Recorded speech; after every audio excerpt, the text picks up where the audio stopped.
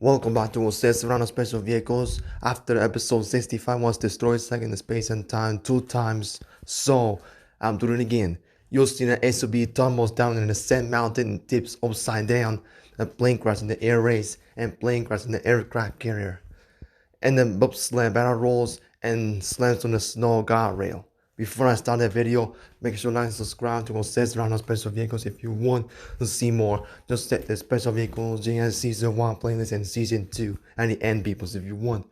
Please stand up, grab some water, and energize, keep moving, and enjoy the show. It's showtime.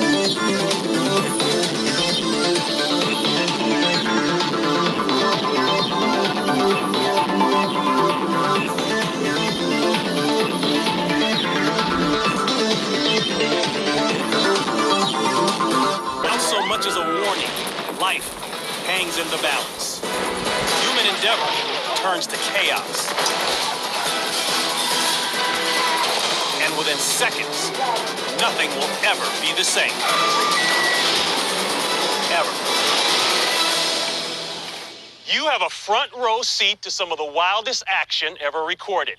From an out-of-control fire spewing deadly shrapnel in the heart of a city to a bone-breaking motorcycle crash at 135 miles per hour.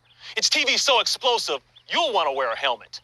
This is Destroyed in Seconds.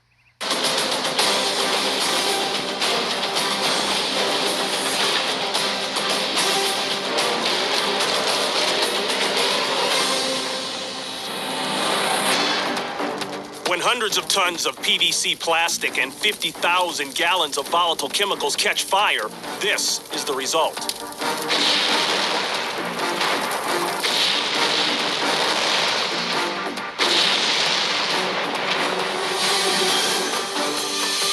Santiago, Chile. An out-of-control industrial fire erupts at a plastics plant. More than 700 firefighters struggle to contain the blaze, both on land and from the air. Officials evacuate 1,500 residents from their homes, fearful that barrels of volatile chemicals are ticking time bombs that may explode at any moment.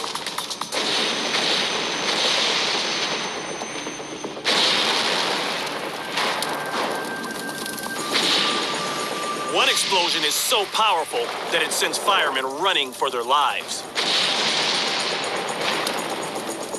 Debris is sent flying into the surrounding neighborhoods.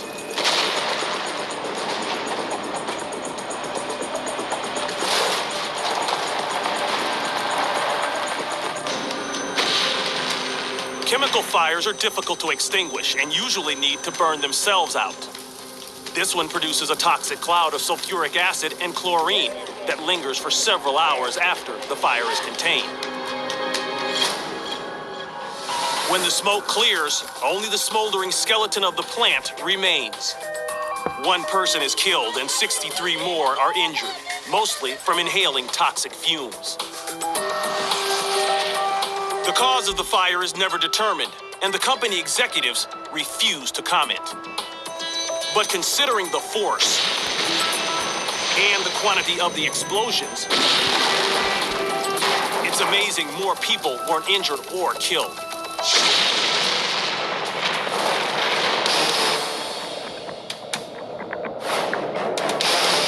Bridger Mountain Range, Montana. Where are we going today, buddy? We're going up there and then back down there into Truman Gulch. Gonna poach a little powder in the backcountry here. Nick Baldwin and Mike Nugent are making a ski movie. 12 inches of fresh powder make ideal conditions for skiing. And unfortunately, for avalanches. Heavy advisory. Just set off about a 2-foot slab, big old slide here. Throughout the day, Mike and Nick capture some amazing shots.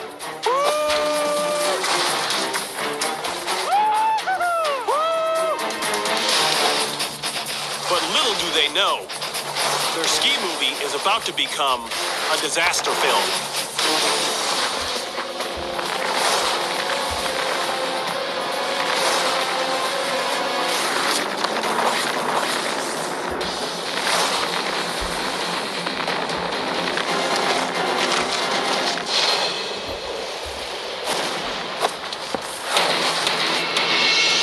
As Mike comes out of the woods into the main bowl of Truman Gulch, the snow slab beneath him gives way, triggering an avalanche. He tries outpacing the tumbling snow, but catches an edge. Mike recovers for a second. Then the 40-mile-an-hour avalanche overtakes him, throwing Mike into the trees. The cameraman grabs hold of a nearby tree and weathers out the storm. Thankfully, Mike also gets himself hung up on a tree, which keeps him from getting buried and ultimately saves his life. Nick, the cameraman, hikes out to get help. And 2 hours later, a rescue chopper airlifts Mike to the hospital. Yeah, it's like day 5. In the hospital, I got a broken femur and broken hip. It takes over a year for Mike and Nick to get back to making their movie.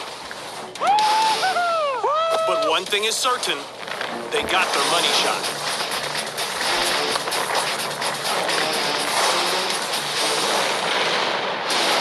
The Isle of Man.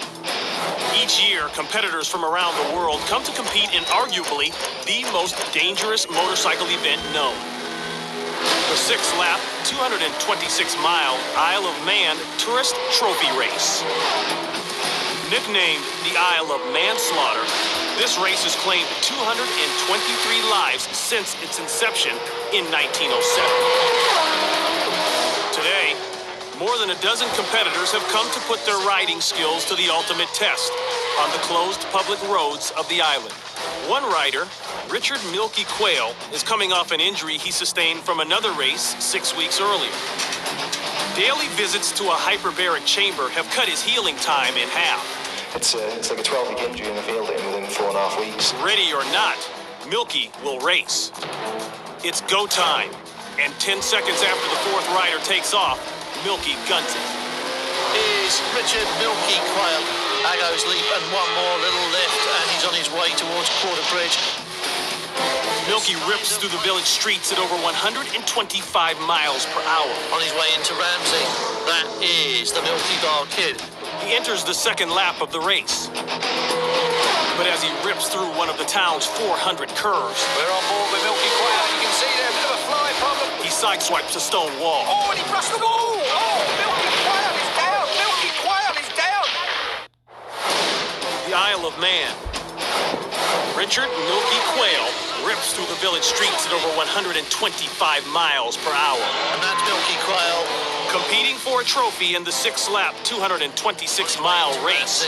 That is the Milky Bar Kid. And But as he hits one of the island's 400 curves, we're on board with Milky Quayle, and you can see there a bit of a fly problem. he sideswipes a stone wall. Oh, he brushed the wall. Oh, Milky Quayle is down. Milky Quayle is down.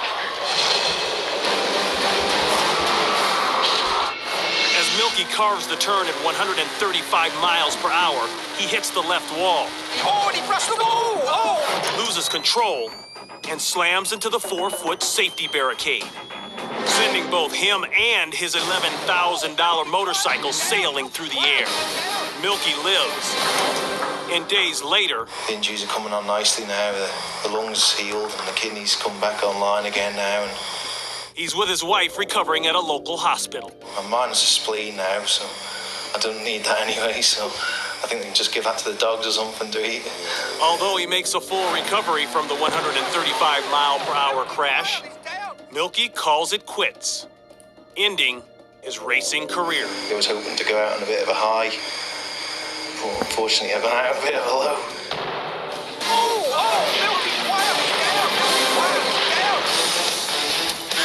St. Petersburg, Russia.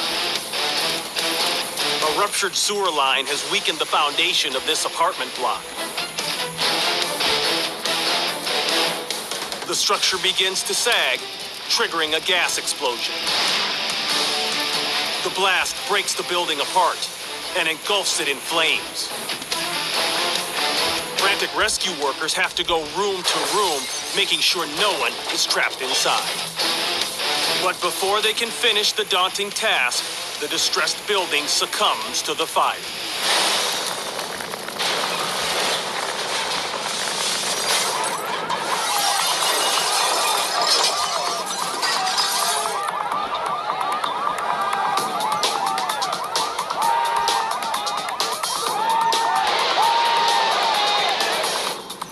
As the fire ravages the building, the structural supports are weakened. Then, without warning, the 9-story complex topples.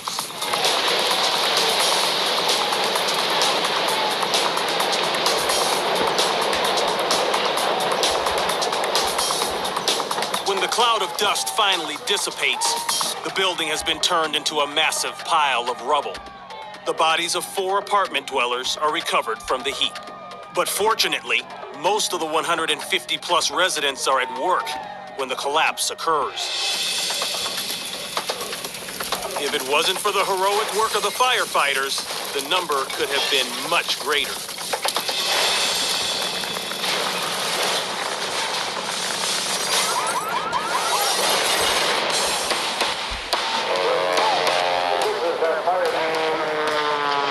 This year's Phoenix 500 Air Race has attracted high-flying competitors from all over the country to compete against each other on an aerial racetrack. It's called pylon racing. The oval track holds 9 50-foot-high pylons spaced 8.5 miles apart. Planes from different categories compete in multiple races, circling outside the pylons for 6 high-speed laps. In this particular race, 2 vintage airplanes, a modified Super Corsair and a modified Sea Fury, are flying neck and neck as they enter into the 3rd lap. As the Corsair flies at more than 300 miles per hour, something goes wrong. The pilot throttles back, but seconds later, flames erupt from the engine and the plane catches fire.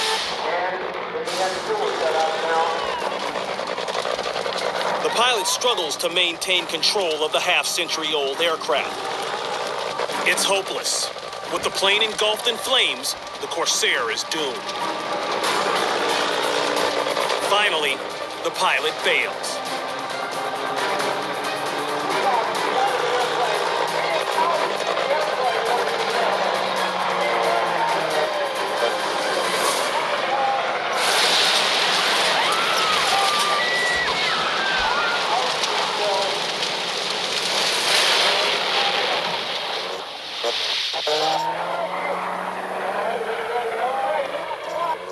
At 2,500 feet, the Corsair's 3,000 horsepower engine self-destructs. With the crash inevitable, the pilot banks the Corsair away from the crowd. The plane enters a nosedive, and at only 2,000 feet, the pilot bails. 10 seconds later, the $1.5 million aircraft is destroyed. At X-ray runway. Engine failure caused the accident. However, investigators are unable to perform an in-depth analysis because the engine is completely destroyed on impact. As for the pilot, ejection from the aircraft was not without injury. When he jumped out of the cockpit, he struck the horizontal stabilizer, breaking his right arm and a vertebrae in his neck. Fortunately, he made a full recovery and within a year returned to flying.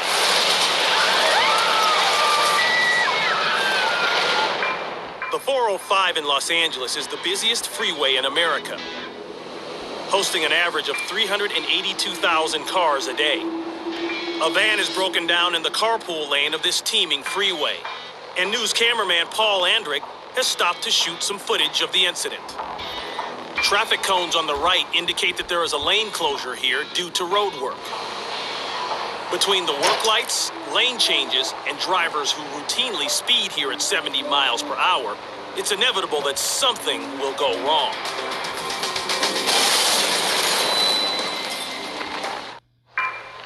The city of Los Angeles is known for its vast freeway system.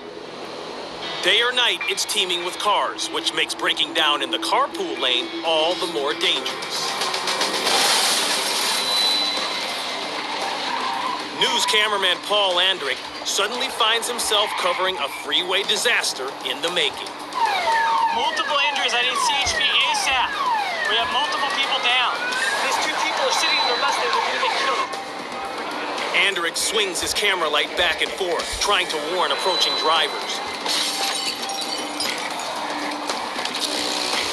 But car by car, a deadly obstacle course is being constructed.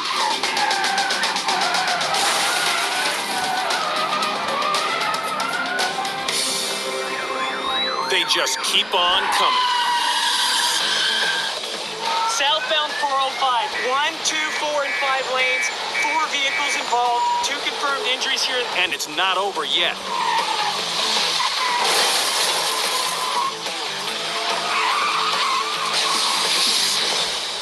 Another 5 vehicles involved.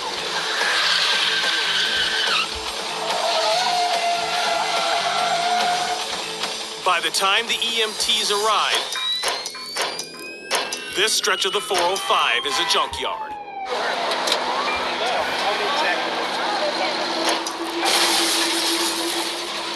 The initial confusion may have been caused by the combination of the traffic cones on the right and the work lights on the left. Then, in the middle, the growing pileup becomes a barrier to the oncoming traffic.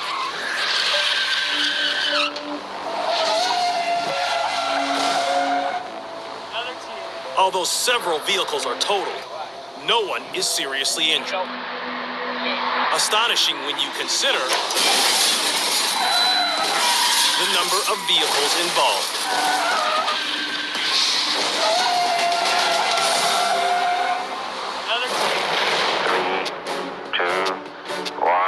Cape Canaveral, Florida. Ignition. Lift off. The U.S. Air Force launches its Titan IV rocket carrying the billion-dollar Mercury Spy satellite. The unmanned rocket shoots skyward at 1,000 feet per second when it encounters a major malfunction.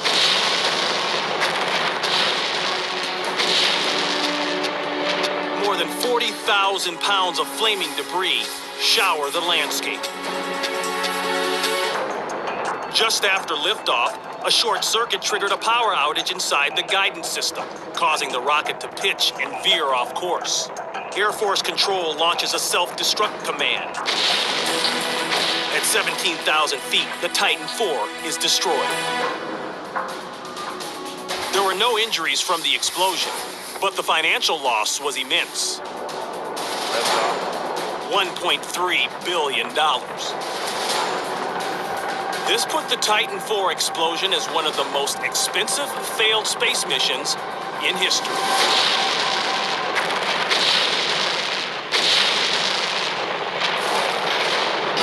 Arches National Park, Utah.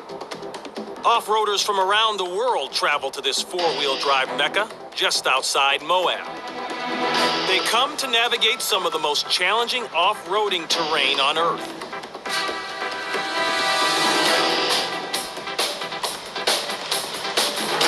Among them, a driver on her honeymoon who's never done this before.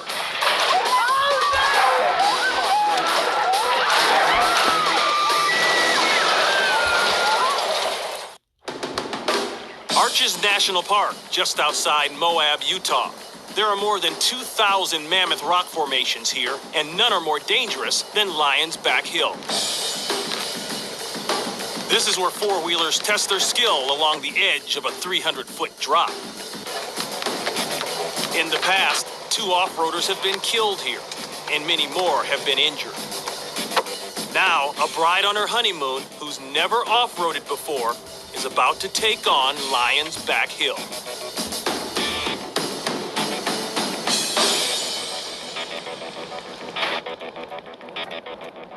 After a bouncy start, the SUV races out of control toward a 35-degree drop.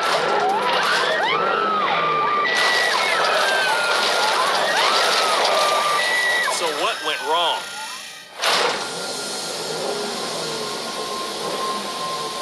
The inexperienced driver panics and slams on the brakes. The weight of the 2-ton SUV caused the brakes to fail. The driver now realizes she and her husband are plummeting out of control. The car is totaled, and bystanders rush to their aid. The couple is lucky to escape with just a few broken bones. They owe their lives to a pile of loose sand in the riverbed. It absorbs most of the impact.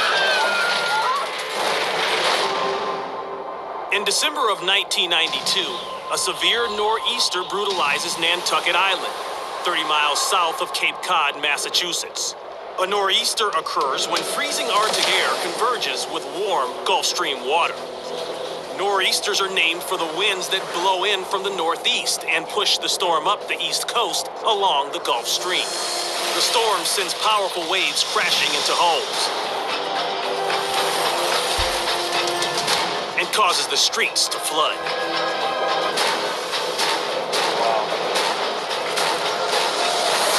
This home suffers the worst of the devastation. The ocean completely engulfs the house and then carries it away. It was just beyond belief. We were watching from the second house, just back about 15 feet from where the first house slipped into the ocean. And I just couldn't take my eyes off it. Everything we owned was in the house. And there was just nothing we could do except just watch.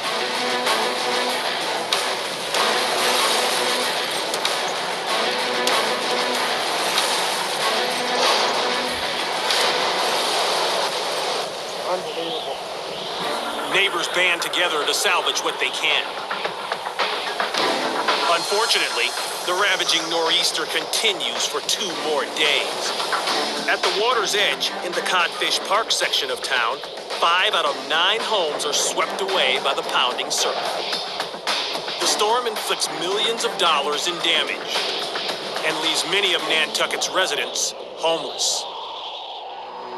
By December 14th, the nor'easter has passed, but it leaves its mark upon the docks, the streets,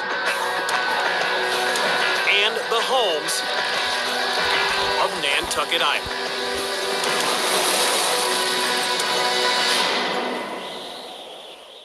I'm Ron Pitts, and we'll see you next time on Destroyed in Seconds.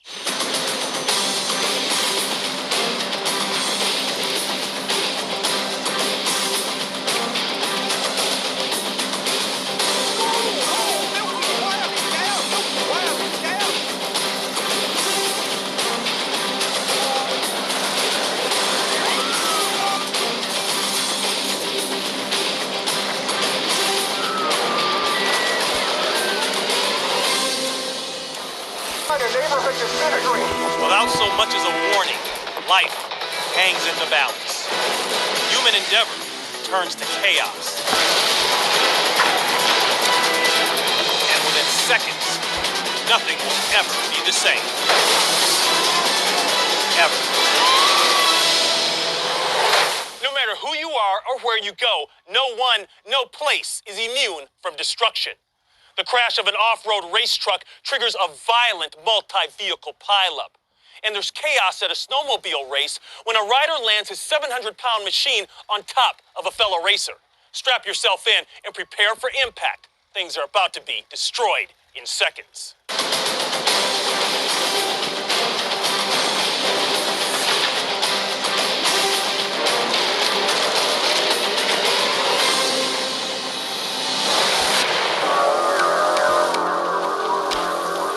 It's Friday the 13th, August 2004. A massive Category 3 hurricane takes aim at southwest Florida.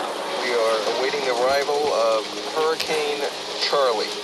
Storm chaser Jim Reed and meteorologist Greg Zamarripa are determined to videotape the strongest hurricane to hit the U.S. in more than a decade. Man is with. But neither man is fully prepared for Charlie's onslaught. This is what it is looking like as Hurricane Charlie is coming into Punta Gorda.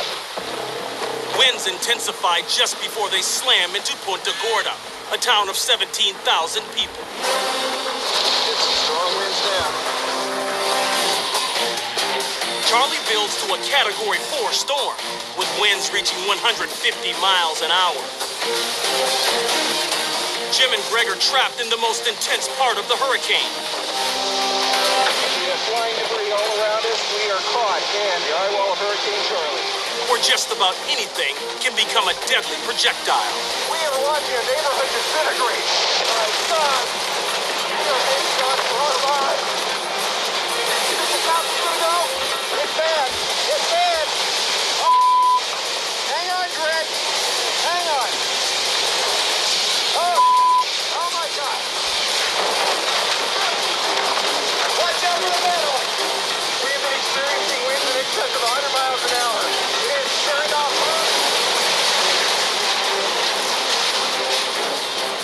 The winds hurl part of a shed at Jim, nearly knocking the camera from his hands. Get behind it. It'll kill it. Oh, dear God.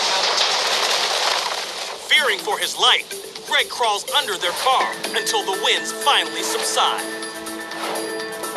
Jim sprains his wrist, and Greg suffers a gash to his knee, as well as burns on his neck from the car's muffler. Data collected from Charlie's $15 billion of destruction helps researchers implement new building and response techniques to safeguard against future storms. I have covered so many extreme weather events, but never in my life have I covered something like this. Oh my God. Oh my God. October 2003, thousands of gallons of flammable chemicals and one unintentional spark bring firefighters dangerously close to the action. Burning solvents of acetone, xylene, and turpentine spew a black poisonous cloud from this paint factory. More than 20 fire units are dispatched. Police cordon off the area. As the fire spreads, nearby residents fear they might lose their homes. The heat intensifies. Flames and thick smoke engulf all emergency personnel. Then,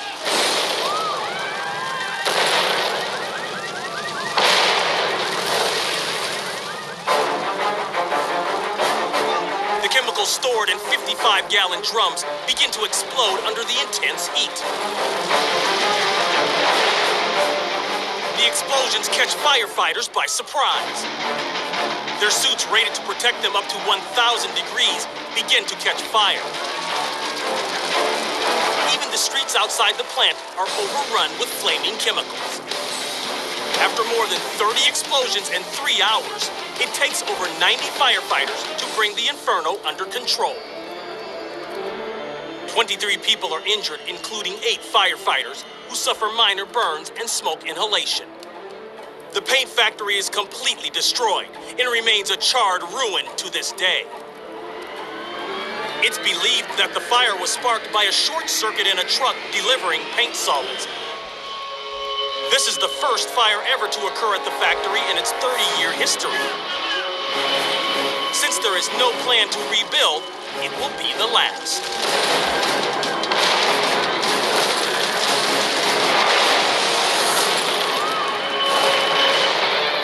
Take 13 800-horsepower trucks. Add 50,000 spectators. And you have the Traxxas Torque Truck Championship Series at Crandon International Raceway. High speeds, tight turns, and big air make this type of pro 4x4 truck racing a full contact sport.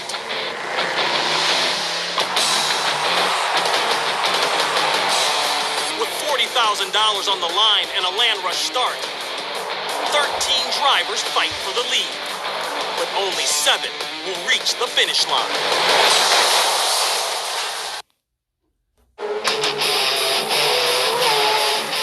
Professional 4x4 truck drivers reach speeds of over 100 miles per hour as they compete on this 1.5-mile dirt track.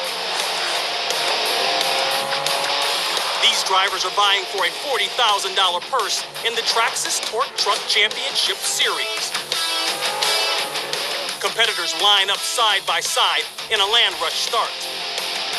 With the first turn only 200 yards from the starting line, that leaves little room to take the lead.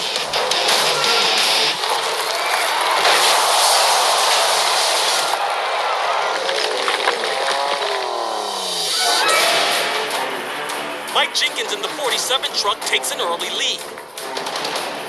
Entering the first turn too fast, Mike's two right wheels lift off the track.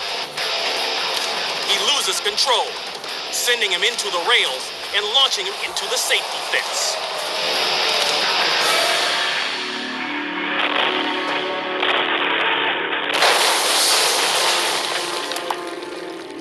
The accident causes 5 other trucks to collide just yards away.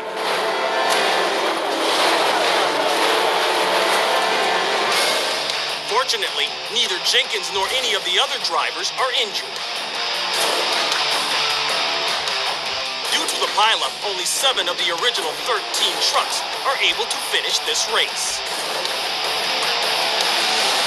The combined cost of damages exceeds $1 million.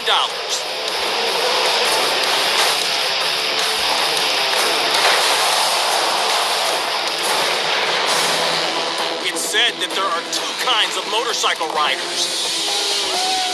Those that have been down and those that are going down. That's even more true in the amped up world of freestyle motocross, where even a foam pit is no guarantee of safety.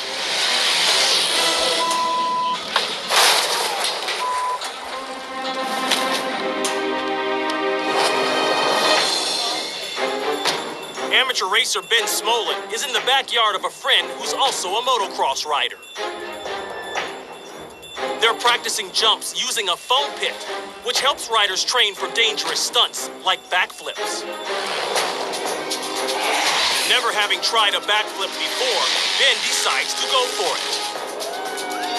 Hitting the popper ramp too slowly, he doesn't complete a full rotation. He makes a second attempt. This time, Ben loses his grip on the handlebars. He flies off his bike, misses the pit, and slams face first into a Bobcat bulldozer.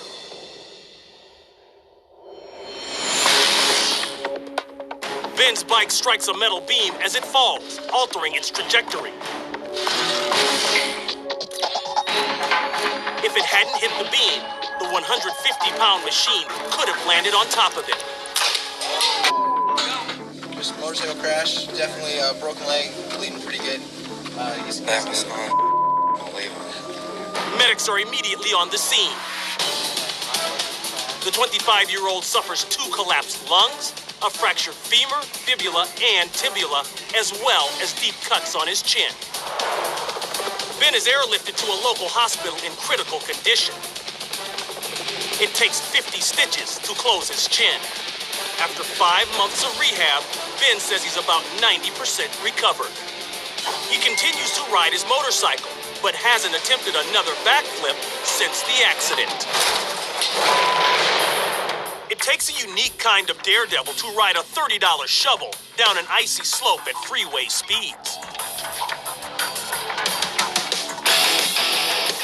Shovel racing. It started over a century ago when a group of miners discovered it was a great way to get down a snowy hill fast.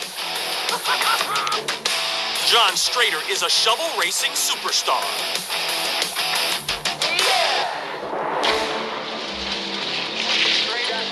By the time it's featured in the first Winter X Games in 1997, it's evolved into super modified shovel racing. The garden tool is now just a decoration added to a homemade sled. Okay, here comes John Strader. He's going to be the 2001 World Shovel Race Champion. John Strader is here to vie for a gold medal in his $6,000 machine. He doesn't know it yet, but his run down the hill will change the sport forever.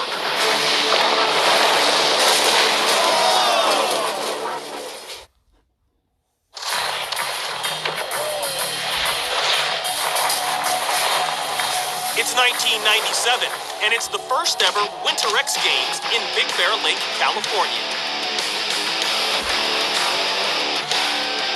John Strader competes in the new sport of super modified shovel racing, where a snow shovel is attached to a homemade sled. John begins his race and quickly reaches 70 miles per hour.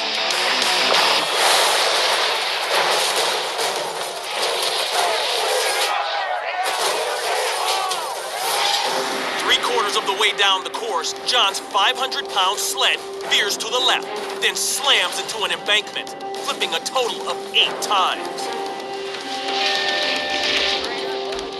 Making matters worse, he started the race by unhooking part of his safety harness to help him reach the brakes.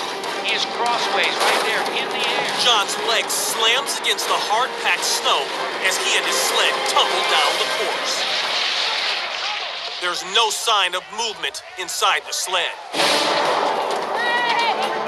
Devastating crash for John Strader.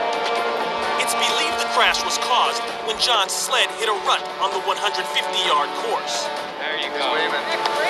In addition to breaking his back, John also bruises his heart and suffers cracks to his sternum and 3 ribs. He not only survives, but continues to race. Because it's too extreme, this is the first and last time the super modified shovel race is held at the X Games. In 2007, John's wipeout was voted the worst crash in the 10-year history of the games.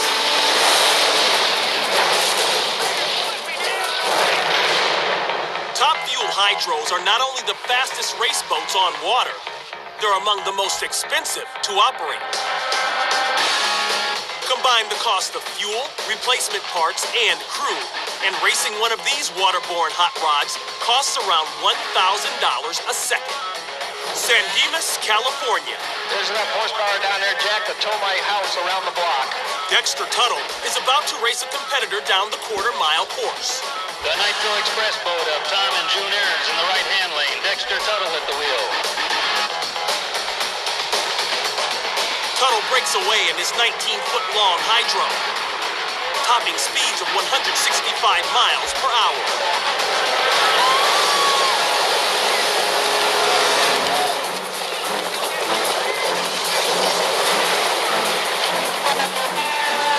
As Tuttle races across Pudding Stone Lake, the prop shaft on his 4,000-pound drag boat snaps. This damages the propeller and raises the stern, causing the boat to crash. Tuttle is ejected. His parachute deploys, slowing him down. He's nearly hit by the boat's flying debris. Dexter Tuttle in the Nitro Express. Let's hope he's okay. Emergency crews rush to Tuttle's aid. Uncertain of his injuries, they carefully bring him aboard.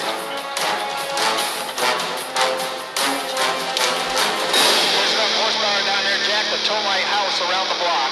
Despite the severity of the accident,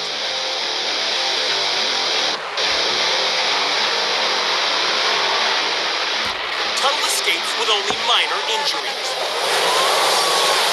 But his $200,000 race boat is completely destroyed.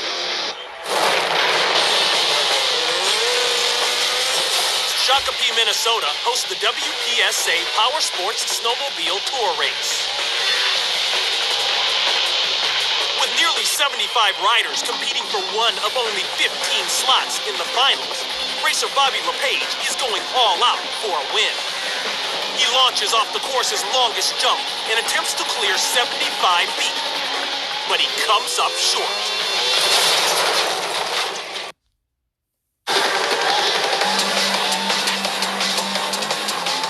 It's a qualifying heat at the WPSA Power Sports Snowmobile Tour Race.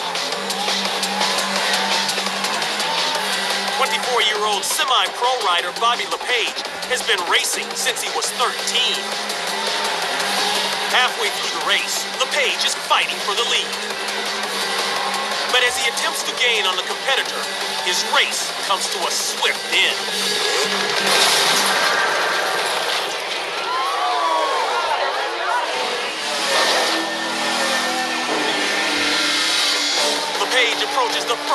Fury jumps. Trying to keep his position, he attempts to launch himself over jump 2 and land on the backside of jump 3. But LePage lands short of his target. Coming up from behind is Ross Martin. Martin and his 420-pound machine slams down on LePage. Martin's rapidly spinning track shreds LePage's protected jacket. Both men are thrown to the ground, but only Martin gets up. The impact knocks LePage unconscious. He suffers a brain hemorrhage and breaks 4 vertebrae, 3 ribs, and his left hand. Doctors tell him he'll never race again. 1 year after his accident, LePage is back on the same course.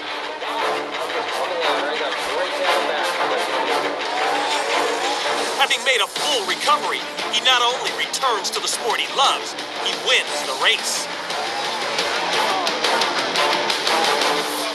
An amazing comeback after undergoing 2 complicated surgeries and spending 57 days in the hospital.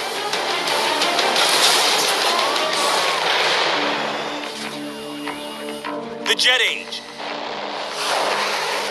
It forever changed how we wage war.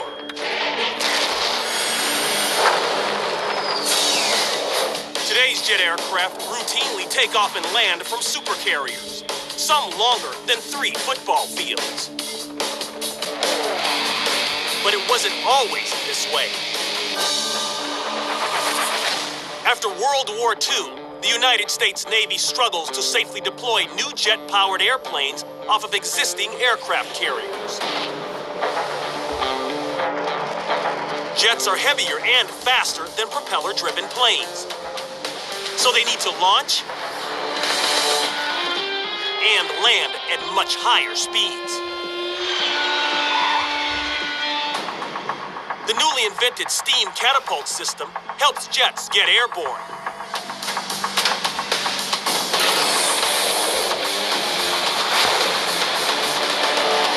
But bringing them down safely is just as problematic. This F-9F Panther lands too fast. It rips through the elastic barrier net and plows into a line of parked planes. It then plunges overboard. The pilot is able to safely eject at the last second. Landing on a moving target is fraught with danger. Lightning, close aboard. Lightning, close aboard. Air turbulence around these swift-moving carriers is often severe. It can throw off the jet's angle of approach. Attitude. Working on speed. Roger, ball. Roger, power, power. Power, power. Kick. Or dangerously slow them down. It's believed this FJ-3 Fury stalled because it was descending too slowly. The Fury plows into several parked planes, causing massive damage. Luckily, the pilot survives. Here, the F-8 approaches at too low an angle, resulting in what's known as a ramp strike. Its landing gear crippled, the jet skids off the deck and dangles 100 feet over the waves before exploding in flames. The pilot is able to climb out and is helped to safety. The creation of supercarriers after World War II offers jets more room to take off and land, and angled decks remove parked planes from the runway. But statistics show that the U.S. Navy gains valuable knowledge from these accidents. In 1954, 776 aircraft are destroyed on or near carrier decks. By 2007, the number dropped to just 16. Naval aviation has never been safer than it is today. Well, there it is. Another 30 minutes of non-stop destruction. I'm Ron Pitts. We'll see you next time on Destroyed in Seconds.